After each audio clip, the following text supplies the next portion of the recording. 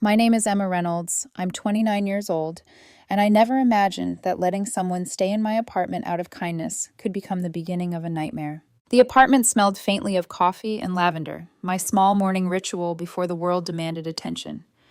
I sat cross-legged on the sofa, a mug warming my hands, while Evan leaned against the kitchen counter, scrolling through his phone like he always did when he was avoiding conversation. We had been together for a year and a half, and for 8 months, he'd been living here, slowly folding his life into mine. The apartment was shared, but more than that, it was filled with his presence, his laughter, the little noises that marked him as part of my world.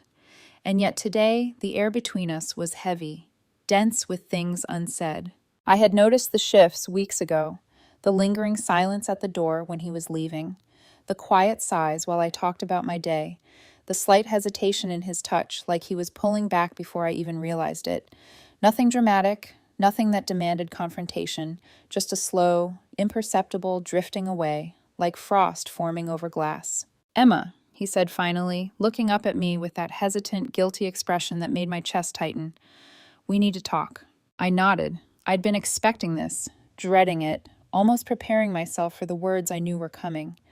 I held my mug tighter, letting the warmth seep into my fingers as if it could steady the storm that was about to break.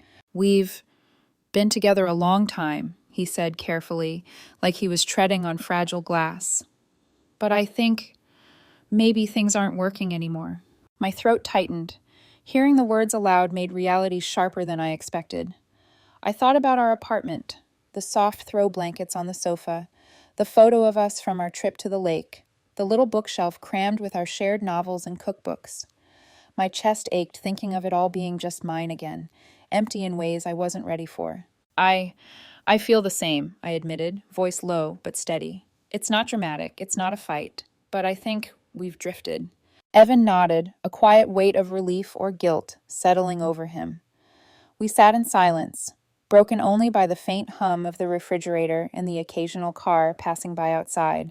"I don't want to make things worse," I continued, trying to keep my voice calm. "So take your time finding somewhere new. A couple of weeks, maybe a month. Whatever you need. I'm not trying to push you out. It's just about closure, about respecting both of us." He blinked at me, surprised by my composure.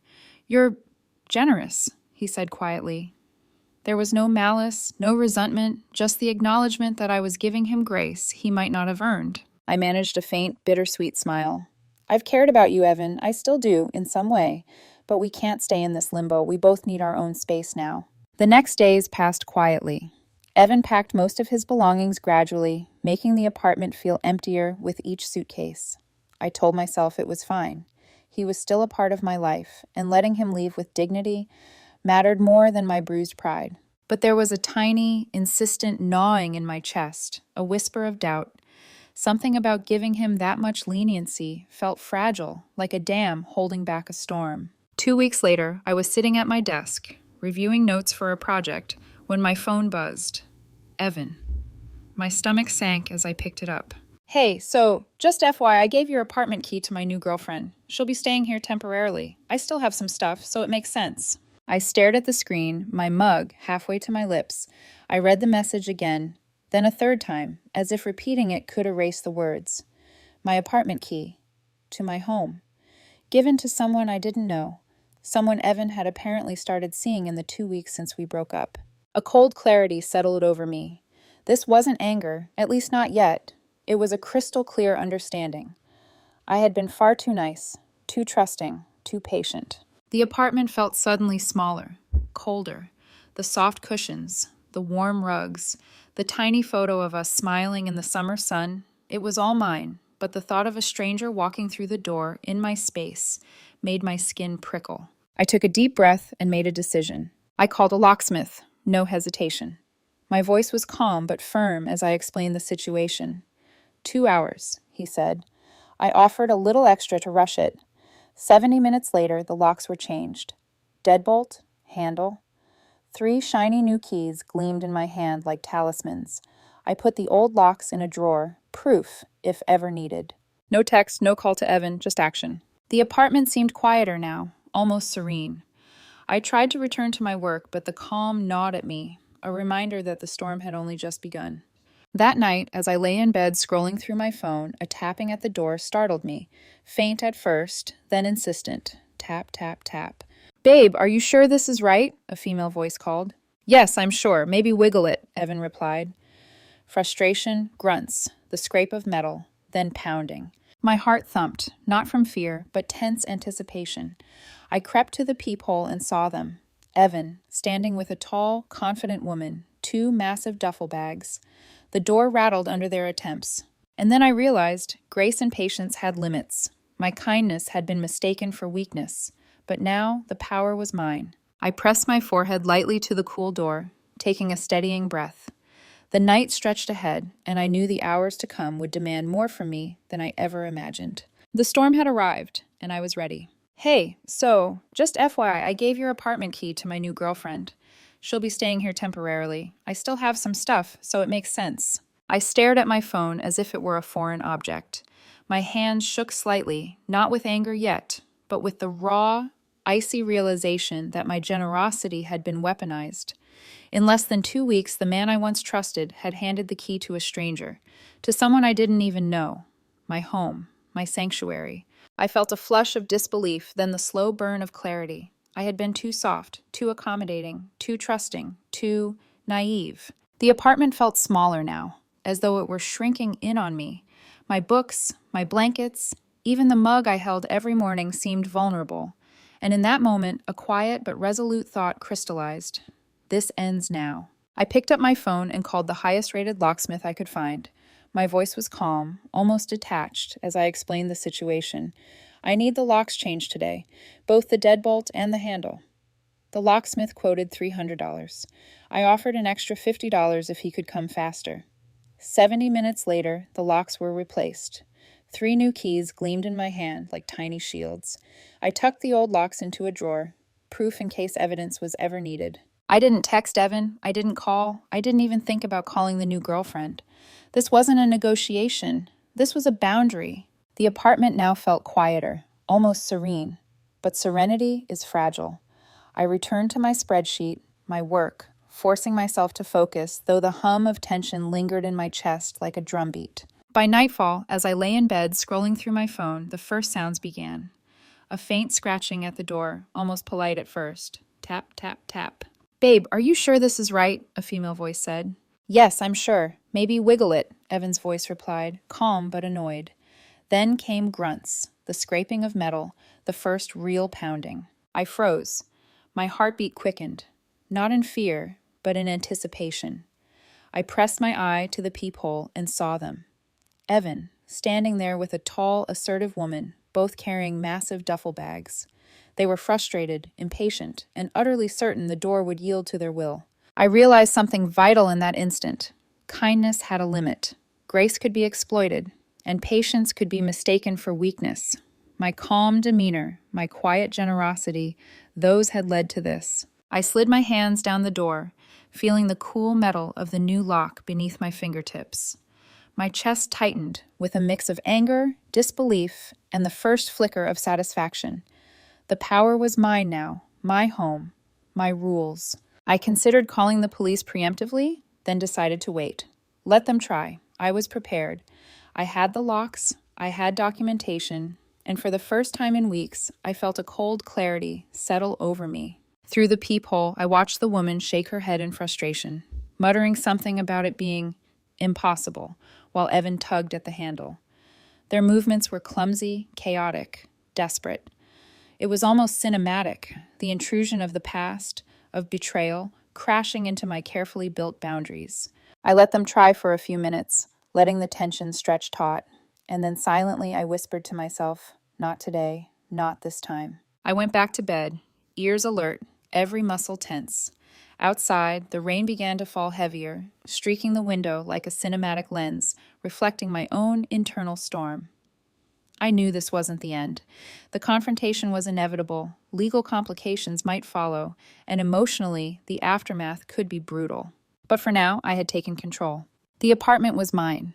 The locks were new. And for the first time, I felt the strange, empowering thrill of standing up not just for what was mine, but for the dignity I refused to surrender. The storm had arrived at my door, and this time I wasn't afraid. The first strike was the pounding. Bang, bang, bang. It rattled through the door, vibrating against the walls, a sharp, demanding punctuation to the calm I had fought so hard to maintain. I pressed my forehead to the cool wood, exhaling slowly. "Not tonight," I whispered. Not fear, not hesitation, just certainty. Through the peephole, I saw Evan tug at the handle while she fumbled with her own set of keys that no longer worked. Their frustration was palpable. The woman tried to shove the door, a futile attempt that only made the metal squeal in protest. "Open the door! I know you're in there!" the woman shouted. Her voice cracked, veering between anger and panic. Evan's voice carried over hers. "Emma, come on. Let us in. It's just for tonight." I stayed silent. I didn't budge. I didn't answer. Their confusion, rising desperation, it was almost intoxicating. "Evan, seriously, she's being ridiculous. This is my home now, Emma. Let's just—" The woman was interrupted by another failed attempt to turn the handle. I stepped back, hands tight around the edge of the door, and dialed the police, though I wasn't sure I'd need them. This was mine, my apartment, my rules. Through the peephole, I caught Evan's eyes. There was a flash of something, hesitation, maybe guilt, maybe the first hint that he realized he had underestimated me. The pounding stopped. The woman's breathing became ragged. "You can't do this! I'm staying here!" I pressed my lips together, forcing the words I wanted to say to stay inside. Because at that moment, every second of silence, every refusal, was louder than anything I could articulate. Finally, after what felt like hours, but was probably only minutes, they retreated, muttering curses, muttering confusion. Evan glanced back at me, an unspoken apology, or maybe warning, shimmering in his eyes. I closed the door, the sound of the deadbolt locking into place like a heartbeat of victory. I slid a chair under the handle for extra measure, even though I knew it was unnecessary. The apartment felt lighter somehow, like the storm outside had finally passed. I returned to bed, but sleep didn't come easily. I replayed every detail. The pounding, the words, the flicker of recognition in Evan's eyes. Something had shifted. I wasn't just protecting my space. I was protecting myself, my dignity, my peace.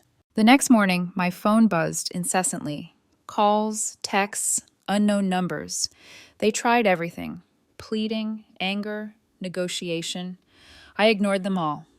My calm, my control, my refusal to react, that was my statement. By mid-morning, I had packed a few items I knew they might demand. Clothes, personal effects, books, small sentimental items, but nothing more. I left everything else undisturbed, letting the apartment stand as evidence of my right to ownership. I realized then that this wasn't just about a key or a door. It was about control, about respect, about the boundaries I had never been allowed to enforce. And for the first time, I felt the clarity of someone who had finally taken the reins. They could yell, they could plead, they could pound, but my answer was silence. My answer was locks. My answer was certainty. That night, as the rain returned, tapping softly against the window, I felt a strange, quiet triumph. The storm had come and gone, and I had weathered it. Not with shouting, not with threats, but with calm, deliberate action. I had learned something fundamental. No one had the right to walk into my life uninvited, not even the person I once loved. After the midnight confrontation, Evan and his girlfriend didn't give up. My phone buzzed relentlessly. Calls, texts, unknown numbers, and even numbers I knew were hers using someone else's phone. Each ping made my chest tighten, but I didn't respond, not a single word. Every ignored call was a message of its own. I was done negotiating my own safety. By mid-morning, I had packed a few personal items I knew they would demand. Clothes, books, small sentimental pieces. Everything else remained untouched, evidence of what belonged to whom. I left it out in the open, calm and deliberate, a quiet refusal to play into their panic or entitlement. Still, the psychological pressure mounted. I realized that boundaries weren't just physical, they were legal. So I consulted a lawyer, laying out the timeline, the lease, the locks, the messages, the attempts to force entry. The lawyer nodded gravely, confirming what I already knew. I had solid grounds for protection, for a restraining order. Within days, the papers were filed, a court date was set. The anticipation was exhausting, yet empowering. I finally understood that standing firm wasn't cruelty, it was survival, and sometimes survival required legal backing. Then came the online harassment. Someone had posted my apartment address on a forum, warning others about me, suggesting they teach me a lesson. My neighbor saw it first and informed me. I didn't panic. I filed a police report immediately. This wasn't just about keys or walls anymore. It was about safety, privacy, and the stark reality that entitlement can spiral dangerously. The night before court, Evan's girlfriend appeared at my door alone, buzzing the intercom. I could almost see her calculations, the desperate hope that intimidation or pleading might work. "Emma, please," she said, voice shaking. "Can we just drop this court thing? It's not worth it." I pressed my finger to the intercom. "You posted my address online. You threatened my safety. Actions have consequences. This is not negotiable." Her face fell, realization finally sinking in. She had built a storm with her own hands, and now it was collapsing around her. I watched her retreat, leaving behind only the echo of her choices. Court day arrived. She showed up without a lawyer, dressed in a professional outfit that did nothing to disguise desperation. The judge reviewed the evidence: messages, videos, screenshots, police reports, the midnight confrontation. "Ma'am, do you have any contradicting evidence?" the judge asked. No, she admitted, voice trembling. "You were never on the lease, correct?" "Yes, but, You stayed informally and the relationship ended, correct?" "Yes." "You handed keys to another person without permission, then continued harassment, and you posted the plaintiff's address online. Those actions constitute harassment and illegal entry. The restraining order is granted for 1 year. Maintain a distance of 100 feet from the plaintiff, their home, and workplace." The relief that washed over me was profound. For the first time in weeks, I could breathe. My home was mine again, not just physically, but legally and emotionally. In the weeks that followed, the aftermath unraveled predictably. Friends and acquaintances called, trying to reason, mediate, or complain about her side of the story. I deleted, blocked, ignored. Her mother tried calling my family. Another dead end. Every attempt to manipulate or guilt trip was neutralized by the firm boundaries I had set. Her life began to crumble under the weight of her choices. She lost her job due to repeated absences and emotional breakdowns. Her new relationship ended. She moved back with her mother, legally barred from half the city. All consequences stemmed from her own actions. I had merely held the line. Meanwhile, my life slowly returned to rhythm. Therapy helped me process the betrayal and regain trust in myself. The apartment, once a site of anxiety, felt lighter, brighter, and truly mine. Each lock, each key, each reclaimed corner was a small victory, a reminder that protection and self-respect are never selfish. I reflected on the lessons learned. Standing your ground is terrifying. It feels harsh, cold, and unforgiving when the storm rages. But giving in, yielding to entitlement or manipulation, only multiplies the chaos. Boundaries, however uncomfortable to enforce, preserve dignity, safety, and peace of mind. In the end, the true victory wasn't watching them falter. It was knowing that I no longer lived under fear or intrusion. I had created walls that couldn't be broken by entitlement or manipulation. I had reclaimed my home, my space, and, most importantly, my peace.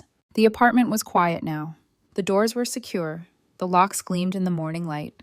I held my coffee, looked around at the clean, familiar space, and realized that reclaiming what's yours is not just about possessions. It's about reclaiming your life, your agency, and your power. And in that silence, I finally felt free. In the days after the court ruling, I found myself walking through the apartment with fresh eyes. Sunlight spilled across the floor, glinting off the locks I had changed, now symbols of boundaries I had finally enforced. I ran my hands over the shelves, straightened books, and arranged small trinkets. Each item was a reminder that this space belonged to me, not to entitlement, not to chaos, not to someone else's whims. I reflected on the lessons learned. Standing firm is frightening. There were nights I lay awake, replaying the pounding on my door, the desperate voices outside, the look in Evan's eyes when he realized he had underestimated me. Every moment had tested me, but every boundary I set, every action I took to protect myself, reinforced a simple truth. My safety, my dignity, and my peace are non-negotiable. Even with the restraining order in place, I remained vigilant. I installed a video doorbell, keeping watch over my sanctuary. A small act, yes, but it represented control, agency, and foresight. My peace was not something to be surrendered, nor was it something I would leave to chance. And then there were the quiet victories. The knowledge that the chaos she had created was the direct result of her own choices. Losing her job, being abandoned by her new partner, moving back in with her mother, all of it unfolded naturally, consequences of actions she alone had set in motion. I had no need to intervene, no need to exact revenge. Justice, in its own form, had arrived. Therapy helped me process the emotional residue. I reflected on how kindness and patience, when misinterpreted as weakness, can be weaponized. But I also acknowledged that my compassion was not a flaw. It had been a strength, tested and tempered by the storm. I learned that boundaries are not cruel, they are necessary. And enforcing them does not make you heartless, it makes you whole. Life outside the apartment moved forward, slowly, steadily. Work became a refuge rather than a source of anxiety. Friends noticed a shift in my demeanor, a quiet strength, an inner calm that had been absent before. I laughed more freely, spoke more openly, and allowed myself to dream about spaces and experiences beyond the confines of this chapter. The apartment itself became a symbol of transformation. I repainted walls, refreshed the furniture, rearranged corners. Each change erased a little of the past while affirming ownership of the present. It wasn't just about reclaiming physical space. It was about reclaiming the narrative of my life. I never reached out to Evan after the court. He faded into memory, a lesson wrapped in heartbreak, and I never feared the possibility of confrontation again. The doors were locked, the boundaries enforced, and the lesson imprinted. Those who choose to respect others will flourish in their presence. Those who do not will find their consequences unavoidable. Some nights I sit with my coffee, watching the city lights shimmer through the window, reflecting on how far I've come. I think of the pounding, the desperate knocks, the tension thick as fog, and I marvel at the calm, deliberate choice that guided me through it. Standing my ground had felt brutal in the moment, but it gave me a freedom I had never known. I smile quietly at the memory of the chaos, because it reminds me that I am stronger than I ever realized, stronger than manipulation, stronger than fear, stronger than the illusion that my kindness could be taken for granted. The apartment is quiet now. The locks gleam in the morning sun. My keys are mine, my life is mine, and my peace is intact. I am Emma Reynolds, 28 years old, and I have learned what it truly means to protect myself. In the end, reclaiming your home is more than reclaiming space. It's reclaiming your voice, your power, and the certainty that no one can intrude on what is rightfully yours. And in that quiet, sunlit apartment, I finally feel free.